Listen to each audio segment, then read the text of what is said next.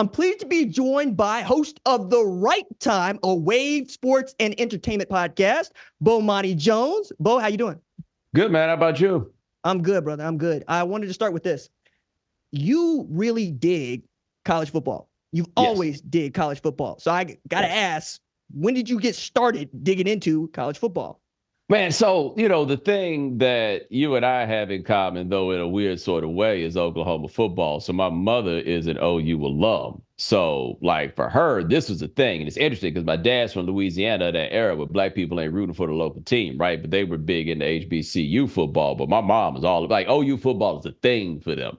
And so I guess you start from there. It just then happens that I grew up in Texas. So my loyalties then wind up going in some different directions. But it's kind of, in Houston, I think that people think about, when they think about like the college football South, like they think of Texas as the high school football South. They think when you get to Southeast, there's more the college football South. But it's still really organic in Texas in particular, since there's 8 different teams. You know what I mean? I do. And I'm also kind of interested in, from your vantage point, right, as we getting into OU Texas. We can talk about Oklahoma all we want, but I'm going to just put it out there, right? Texas is always going to be a little bit higher on my tier of people I need to beat up on. But now that we're doing this SEC thing, yes, I'm curious. All right, let me put it this way. I was asked, would I rather go to OU, LSU, or Texas A&M? And I'm going Texas A&M because they hate each other. They hate each other. Could you tell me when you got wise to what A&M was doing? And then, yeah, we hate them too. Well, see, so the thing with me is I didn't really like get into Texas for real until like when I was in high school. The dude I went to high school wound up playing for them, right? So like you start talking about like 94 on, it's like I really get there. I was rooting for them against Miami that one time, and that was a horrific idea. But I went to school in Aggie country. Like the school I went to, Waller High School in Waller, Texas, all those schools I went to out there, it's maroon and white. The school fight song is the Aggie War Hymn. Like, that is them. They were all about it. And I would say overall, I love the people that I grew up around. I really do. But I also recognize that was not the team that I wanted to be on. That was like I didn't feel the kinship to it because they felt the kinship to it. And you realize it don't take long. I think we moved to Texas when I was just before I turned 7. You knew immediately. Like, people are asking you, are you an Aggie? Are you a Longhorn? I'm 7 years old. I don't have any idea what any of you are talking about right now. But they were already drawing lines at that point. I understand the Texas thing is no longer what you do, but I got to ask. Yeah, they made it impossible. Well, I mean, look, we can get into it, but is it more fun to not be associated with what it is they doing? Especially now that we're getting into this time where I'm put it this way, Bo. I don't like OU and Texas joining the SEC. I don't like it one bit. First reason I don't like it is I like winning 11, 12 games. That's what I was about to say. The Oklahoma change is the big one. Just saying, getting over there, people are like, it might be the 5th best team. Try 7th, dog. Like, Ole Miss over there winning. You know how mad I'm going to be? We go to Oxford, we lose a game. Anyway, where I wanted to get to that was, is it more fun for you to watch Texas knowing what Texas is about and they might be getting what they deserve? Or, you going to pick up on Texas because A&M is A&M? Yeah, so this is interesting because, like, I used to root for the Falcons, but, after the quarterback went to jail for fighting dogs, I just realized that was just a foolhardy mission. You know what I mean? Like, this was never going to pay off. And I have been vindicated at every turn since I made that decision. But I still hate the Saints, right? Like, I don't do the Texas thing anymore because of that damn song, and they just made it. They basically made it. I couldn't live with myself if I kept riding with the people that just said, no, we're going to do this and you're going to like it. I don't have to like it. I'm not going to like it. But I still got my feelings about Oklahoma. And the Aggies, that's just completely different, right? Like that, I thought they should never play them again.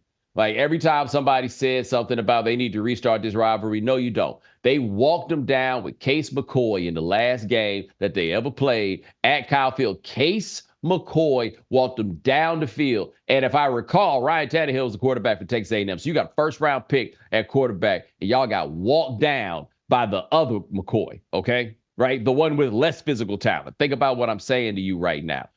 They walked them down. Okay, never play him again. So one, I got to remind people that Colt McCoy got a little brother. Yes. Right? That's one. 2 is A&M had to do the quarterback that they moved to wide receiver. Yes. Okay?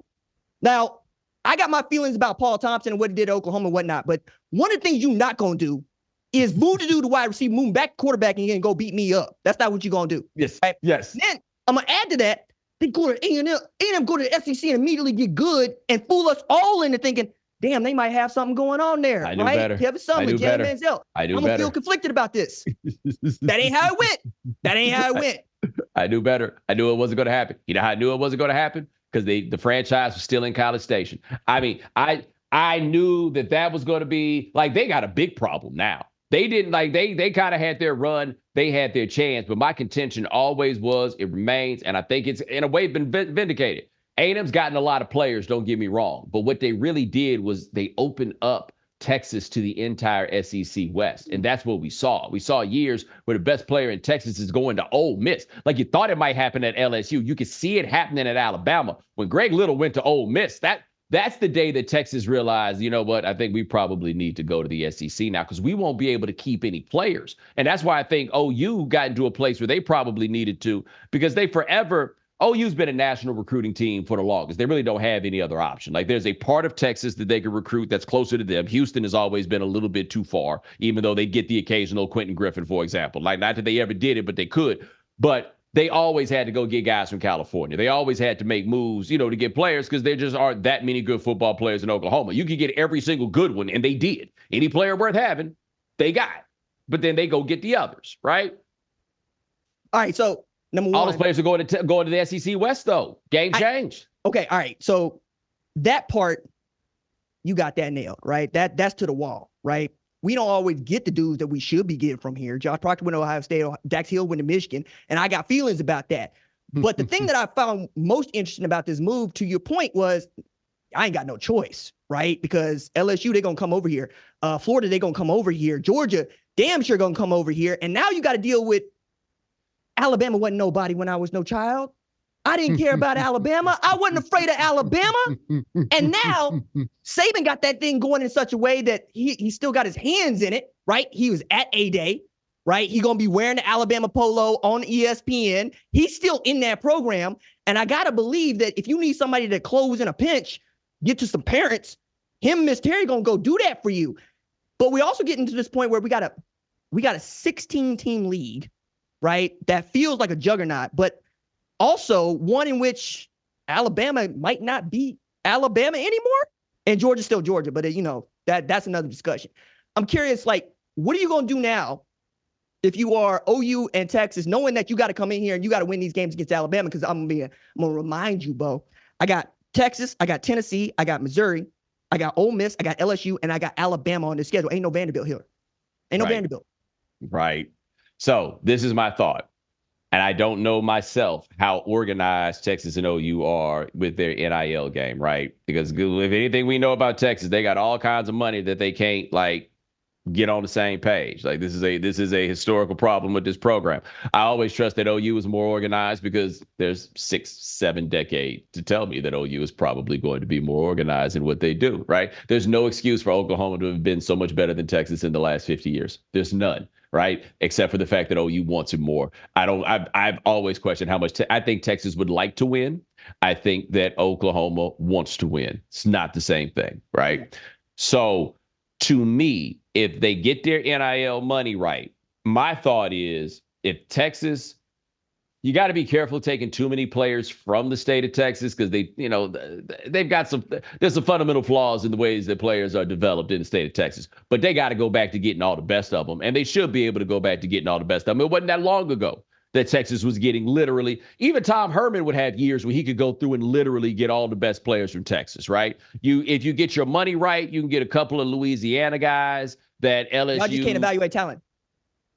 Yeah, they're overdeveloped. They get guys that are they don't do the right math on why this guy is so good in high school. And it's been that case for a long time, right? But to be fair, everybody else gets it wrong too, because these classes are always super highly ranked because everybody's making the same mistakes. Well, knowing all of that, right? Knowing that I'm looking at a Kalen DeBoer who had a day that was very well attended. Jalen Milroe still not. All right, let me get into Jalen Milroe right quick. Where are you on him? I love Jalen. I really do. But he got the other Jalen tendencies too. Mm-hmm. We're going to put the ball on the floor. I can't have no quarterback put the ball on the floor. I maintain the Philadelphia Eagles lost to the Kansas City Chiefs because boy put the ball on the floor. Okay. Mm-hmm. Can't do that. And then, he got that whole throwing the ball to the other team thing under control. But to the world and back, he beat Georgia. Right. And you can't say he didn't do that. And then he had that dramatic come from behind win against Auburn. So there's that. Like, I like Jalen. I don't know if I like the NIL, what is it, LMK that he got on the shirt? LANK, the like. The like. Can't believe they did that. I can't help with that. But he got something to him coming out of Katie Tompkins. You know what I'm saying? Like, I love this game. Mike Yurcich got that job, decided he didn't want Jalen. Jalen took it personal. And then Nick Saban, of all people, said, you want to come play here? And that's always a bad sign to me because we talk about, 247 rivals and whatnot on 3, how we evaluate recruits. But Nick usually knows what he want to do with a dude, right? Yes. And the idea that you could bench that dude and he's still going to stick around and come out there and give you what he got, I get behind him. That said, I just don't know what to do with him going into this season because on paper, Texas should have a better quarterback. Oklahoma should have a better quarterback. LSU should have a better quarterback. And yet and still, that dude be out there making plays. So the question that we're going to have about Milroe, and this can happen, okay? So I would say that the 2022 Jaden Daniels was a better player than the 2023 Jalen Milroe, right? But you can make a big offseason jump. That can happen. We've seen that happen. And I don't even know how big a jump he needs to make as much as he kind of needs to make refinements. Another great example of this, and I mean, I'm careful to use the man's name in vain, but the change between a 2004 Vince Young and a 2005 Vince Young was pretty noticeable, right? As passer, pretty noticeable. 45-13. Why are you bringing up old stuff, bro? Okay, I couldn't remember if I got the count right. 45-13. 7 of them were a fumble return. So anyway, damn, he can do it. Yes.